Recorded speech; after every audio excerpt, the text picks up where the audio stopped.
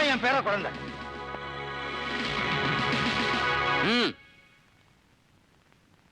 அந்த குழந்தைய மரியாதை அவங்கிட்ட கொடு. இவன் என் பேரன், எங்கிட்ட தான் இருப்பான். அவங்க குழந்தைய நீ திருடிட்டு வந்துட்டு கம்ப்ளைண்ட் கொடுத்திருக்காங்க. என் பேரனுக்கு பேர் வச்சு தொட்டில போடுறதுக்காக எடுத்துட்டு வந்திருக்கேன். இவன் ஏன் வாரிசு. என்னதான் இருந்தாலும் அவங்க அனுமதி இல்லாம குழந்தைய கொண்டு வந்தது குற்றம். 25 வருஷம் வளர்த்த பிள்ளைய எங்க அனுமதி இல்லாம அவரு பொண்ணை கொடுத்து வீட்டோட கொண்டு போய் வச்சிருந்தது மட்டும் குத்தம் இல்லையா? பணக்காரனுக்கு ஒரு சட்டம், ஏழைக்கு ஒரு சட்டமா? ஏழைக்கு எப்ப சட்டம் உதவி பண்ணிருக்கு? யோ, குழந்தைய குடியா? முடியாது. கொடுக்கலன்னா உன்னை அரெஸ்ட் பண்ண வேண்டியிருக்கும். இல்லைங்க, அவங்களுக்கு சொந்த மனதை கொண்டு போக வந்திருக்காங்க. குழந்தைய கொடுத்துருங்க. என்னடி நீ அவங்களோட சேர்ந்துக்கிட்டு? தெரியுங்க, என் பேரனை தினமும் குளிப்பாட்டி தொட்டில போட்டு தாளாட்டி மார் மேலையும் தோல் மேலையும் போட்டு வளர்த்துவன் நான் தான். இவன் நமக்கு சொந்தம் தான். ஆனாலும் பெத்தது அவர் பொண்ணாச்சே. இவன் நம்ம வாரிசுடி. நீங்க ஒண்ணும் சொல்ல வேணாம், குழந்தை கொடுத்துருங்க. கொடுங்களே.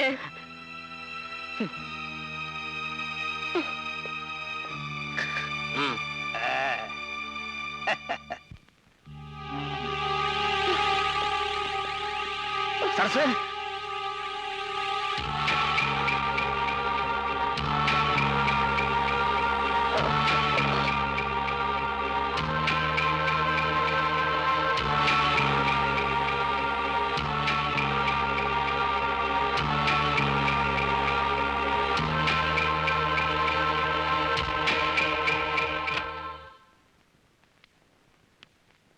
இதுக்கு முந்தி 2-3 தடவை சோதனை பண்ணி பார்த்துட்டு ஒரு சின்ன ஆபரேஷன் பண்ணா சரியா போயிடும்னு உங்களை அழைச்சிட்டு வர சொன்னேன். இப்ப நோய் முத்தி போயிடுச்சு, விட்டு வச்சா உயிருக்கு ஆபத்தாயிடும். இப்போ நான் என்ன செய்யணும் டாக்டர்? உடனே ஓபன் ஹார்ட் சர்ஜரி பண்ணாதான் உங்களை காப்பாற்ற முடியும். அதுக்கு எவ்வளவு செலவாகும்? குறைஞ்சது 3 லட்சம் வரைக்கும் செலவாகும். சீக்கிரம் பணத்துக்கு ஏற்பாடு பண்ணுங்க.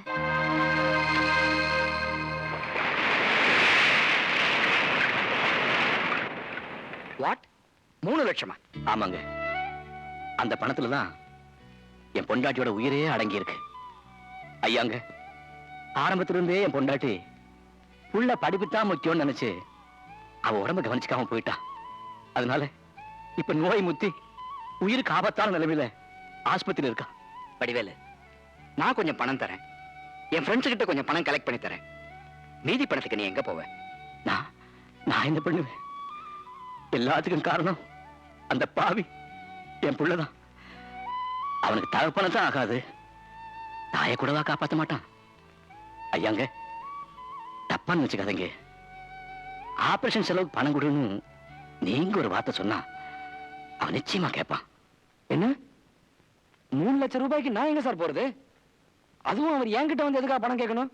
உங்க அப்பா பணம் கேட்கறது அவருக்காக இல்ல, உங்க அம்மாவுடைய ஆபரேஷன் செலவுக்காக. சார், உங்களுக்கு ஒரு விஷயம் சொல்றேன். இது வரைக்கும் அவர் ஒரு தகப்பனாராவே என்கிட்ட நடந்துக்கல. அது மட்டும் இல்ல, அவர் எனக்கு கெடுதல் செஞ்சிருக்காரு. அப்படி என்னப்பா செஞ்சாரு? கொஞ்சமா நஞ்சமா சார், என்ன வீட்டு விட்டு விரட்டி அடிச்சார். மாமனார் வீட்டுக்கு விருந்து வந்தவங்க முன்னால என்ன அவமானப்படுத்தினார். ராஜா, 1000 தான் இருந்தாலும் அவர் உன்னை பெத்த தகப்பனார். உன்னை திட்டுறதுக்கோ திருத்துறதுக்கோ அவருக்கு உரிமை உண்டு. இத பார், அப்பப்போ ஏற்படுற மனவர்த்தங்களுக்காக ஒருத்தர் பழிவாங்கிற இடம் குடும்பம் இல்லப்பா. நல்லா யோசிச்சுப்பார். நீ படிச்சவன், பெத்த தாய் தகப்பனோட கடனை தீக்கிற பாக்கியம் எல்லா பிள்ளைங்களுக்கும் கிடைக்காது. உனக்கு அந்த வாய்ப்பு கிடைச்சிருக்கு. நீ அதை நல்ல முறையில பயன்படுத்திக்கிட்டு உன் நன்றி கடனை தீர்த்துக்க. ப்ளீஸ். சாரி சார், உங்க மேல எனக்கு ரொம்ப மரியாதை இருக்கு. ஆனா இது என் சொந்த விஷயம், இதுல நீங்க தலையிடுறத நான் விரும்பல. ஐ see. It's all right. நான் வரேன்.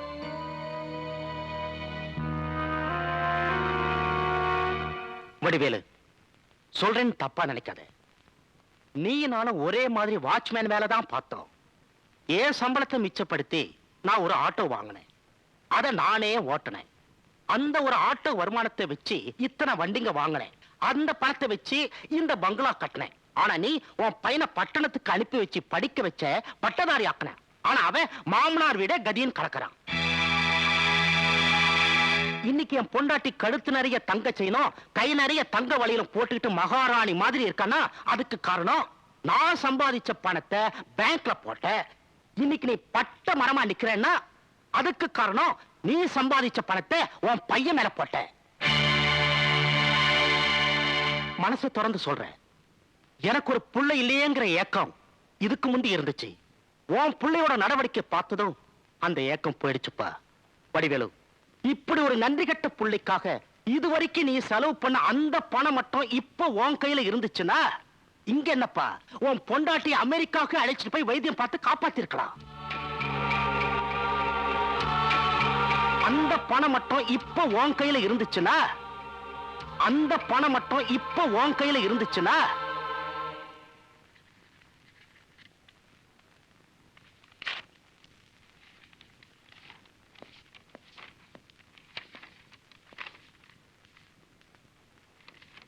கோர்ட்ல இருந்து சம்மன் வந்திருக்கு. இதுக்கு எங்க அப்பா என் மேல கேஸ் போட்டிருக்காரு. உங்க அப்பா உங்க மேல கேஸ் போட்டிருக்காரா? எதுக்காக? இந்த நீதிமன்றத்திற்கு வந்திருக்கிற வழக்கின் விவரத்தை இப்பொழுது படிக்கலாம். வாட்ச்மேன் வடிவேலு என்பவர் வி ராஜமாணிக்கம் என்பவர் மீது போட்டிருக்கும் கடன் வசூலிப்பு வழக்கு இது. வாதியாகிய வாட்ச்மேன் வடிவேலுவுக்கு பிரதிவாதியாகிய வி ராஜமாணிக்கம் அசல் வட்டி உட்பட 5,40,321 ரூபாய் கொடுக்க வேண்டியிருப்பதாகவும் அந்த தொகையை பிரதிவாதி கொடுக்க மறுப்பதாகவும், ஆகவே அதை கோர்ட் மூலம் வசூல் செய்து கொடுக்க வேண்டும் என்றும் வாதி இந்த வழக்கை போட்டிருக்கிறார். மிஸ்டர் வி ராஜமாணிக்கம், உங்கள் மீது சுமத்தப்பட்டிருக்கும் இந்த குற்றத்திற்கு நீங்கள் என்ன சொல்கிறீர்கள்? யுவர் ஆனர், இது என் மேல போட்டிருக்கிற ஒரு பொய் வழக்கு, அவ்வளவுதான். மிஸ்டர் வடிவேல், நீங்கள் கடன் கொடுத்தது இதோ சாட்சி கொண்டில் நிற்கிறாரே இவருக்கு தானே? ஆமாங்க ஐயா. அவர் இல்லை என்று மறுக்கிறாரே. எந்த குத்தவாளி தான் செஞ்சது குத்தவன ஒத்துக்கிட்டு இருக்கான்? அப்படி ஒத்துக்கிட்டா இந்த கோர்ட் எதுக்குங்க ஐயா? ஆல் ரைட், பிரதிவாதியின் வழக்கறிஞர் தான் சொல்ல வேண்டியதை சொல்லலாம். யுவர் ஆனர், எனது கட்சிக்காரர் மிஸ்டர் வி ராஜமாணிக்கம் பிரபல கோடீஸ்வரர் மிஸ்டர் சந்திரசேகருடைய மாப்பிள்ளை, ஏன் அவருடைய வாரிசு என்று கூட சொல்லலாம். அப்படிப்பட்ட அந்தஸ்தில் இருக்கும் இவர் கேவலம் வாட்ச்மேன் வேலை பார்க்கும் இவரிடமிருந்து ஐயாங்க, வாட்ச்மேன் வேலையை இவர் கேவலம்னு சொல்றத நான் மறுக்கிறேங்க. மிஸ்டர் ரங்கசுவாமி, எந்த வேலையையும் கேவலம் என்று குறிப்பிடுவது கூடாது. I am sorry your honour. It's all right, you may proceed. Thank you sir. நீங்க கேஸ் போட்டிருக்கீங்களா ராஜமாணிக்கம், அவருக்கு உங்களுக்கு என்ன உறவு? ஒண்ணும் இல்லைங்க. நல்லா யோசிச்சு சொல்லுங்க. இதுல யோசிக்கிறதுக்கு என்ன இருக்குங்க? அவருக்கு எனக்கு எந்த சம்மந்தம் இல்லைங்க. எந்த சம்பந்தமும் இல்லாமலா அவருக்கு அவ்வளவு பணம் கொடுத்தீங்க?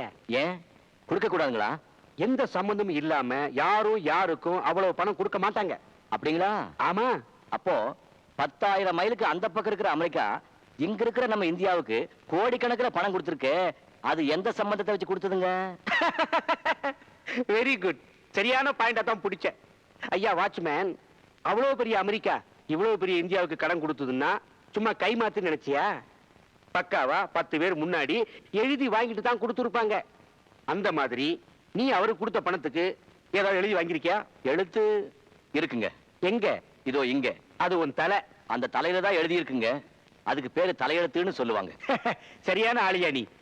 தலையெழுத்தை வச்சு தீர்ப்பு சொல்ல முடியாது. தகுந்த ஆதாரம், ஐ விட்னஸ், அதாவது கண்ணால பார்த்த சாட்சி நீதிபதி ஐயாவுடைய கண்ணுக்கு தெரியணும். அப்படிங்களா? ஏங்க இப்ப நீங்க உயிரோட இருக்கீங்களா? Shut up. என்ன உளர்ற? கோச்சுக்காதீங்க. நேத்து ராத்திரி நீங்க செத்து போயிட்டு தான் இன்னைக்கு காலையில டீ கடையில பேசிட்டாங்க. நான்சென்ஸ். நான் உயிரோட கல்லு மாதிரி உன் முன்னாடி நிக்கிறேன். நீங்க உயிரோட இருக்கீங்கங்கிறதுக்கு ஆதாரம் என்னங்க?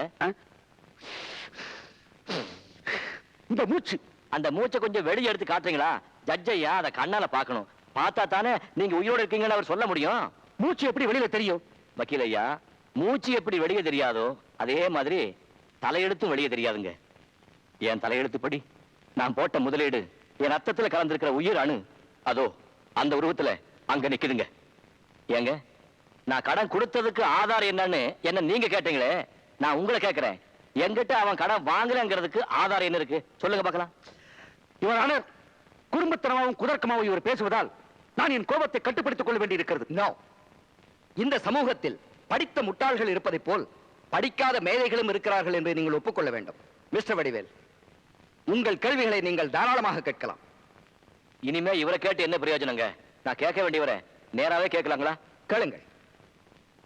ஐயா, நான் வாங்கின சம்பளம், போனஸ், டிப்ஸ் எல்லாத்தையும் சேர்த்து வச்சு உங்க படிப்புக்காக, உங்க புஸ்தகங்களுக்காக, உங்க துணிமணிகளுக்காக செலவழிச்சு மலையா இருந்த வைக்க போற மாட்டுக்கு அள்ளி போட்டு குறைஞ்ச மாதிரி ஒண்ணுமில்லாம போயிடுச்சு.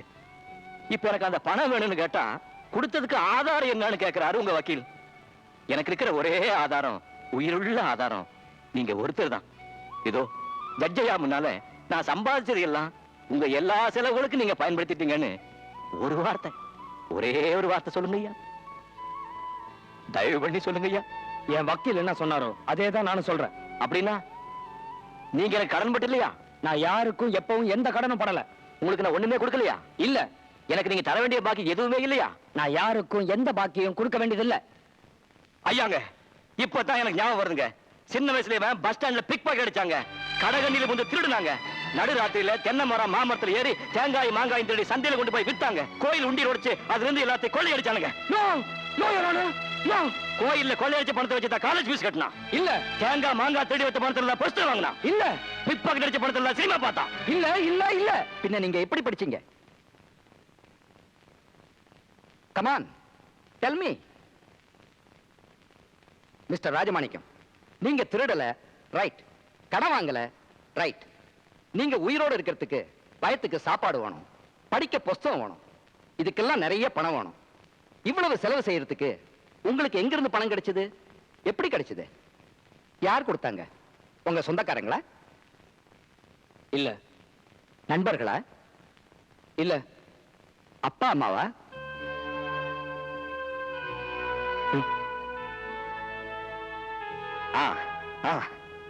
இது போதுங்க. நோ நோ யுவர் ஆனர், இது ஆதாரம் இல்ல, ஒரு தகப்பனுடைய கடமை.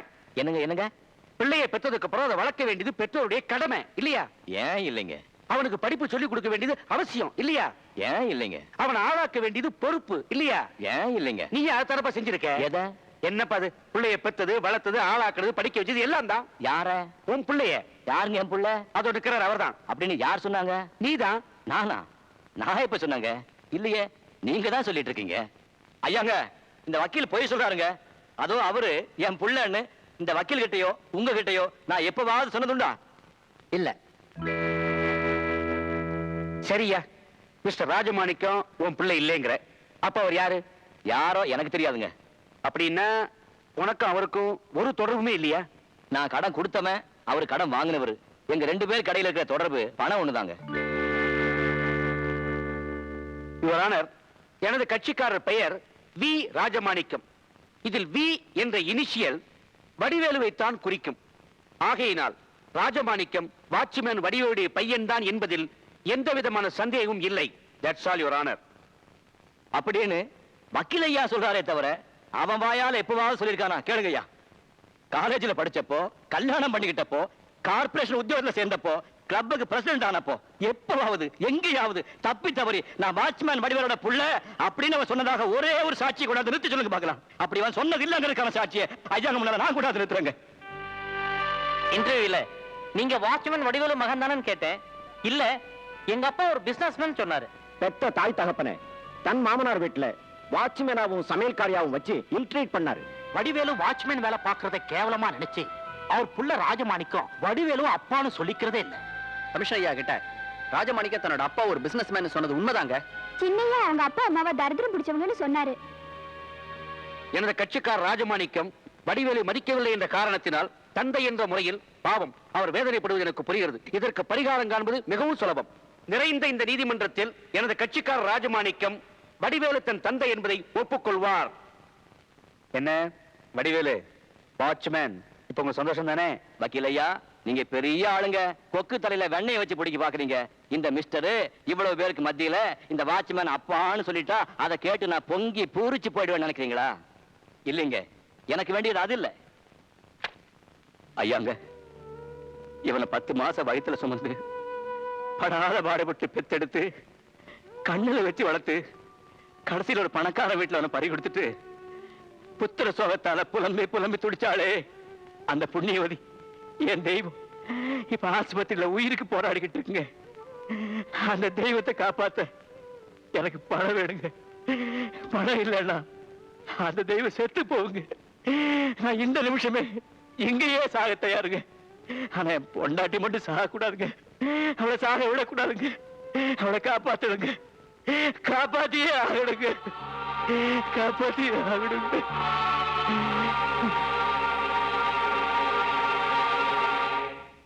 வருகிற 28ஆம் தேதி இந்த வழக்கில் தீர்ப்பு வழங்கப்படும்.